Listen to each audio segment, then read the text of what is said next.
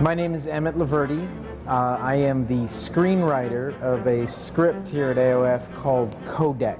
Authorities believe this man, Jesse Cambridge, is behind the reign of terror, which began late last year with the first disaster at the Stockholm decom facility. 120,000 people are now dead. Well, CODEC, basically, if you've studied biology or anything like that, you know that there's an awful lot of redundancy in the human body, a lot of repetitive cells that make up one organ or one part of the body, and that's very similar to what you find in digital data, especially photographs and things like that, where there's a lot of redundancy, that you'll have the same formula repeated over and over again for each pixel in a picture.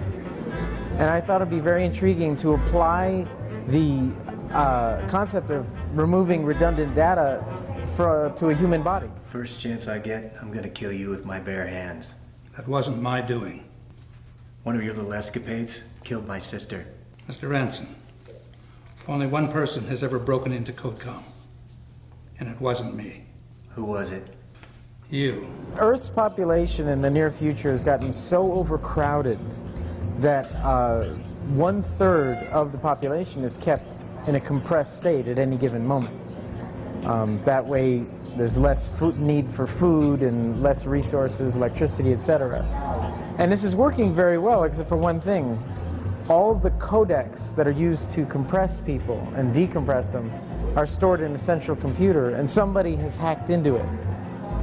And somebody is feeding the wrong codecs, and they're murdering tens of thousands of people all at once. The monitor picture shifts to an X-ray view of Rita's body. Something small is attached to her liver, with a tendril extending up to her heart. That is called a biobomb. It's made entirely of organic materials. The agent doesn't even know it's inside her. I wouldn't want to suggest that writing a sci-fi action adventure script is any kind of a formula, but I knew I needed a lot of gadgets, I needed a lot of big ideas, and I needed a lot of things that you've never seen before. And I have to tell you, coming up with some of that stuff was really tough. Because, you know, I would just sit there and go, what's a new way to cross a bridge? What's a new way to perform surgery on a person? What's a new way to ride a subway? And it was fun coming up with new technologies, or technologies that were just one step further than where we are now.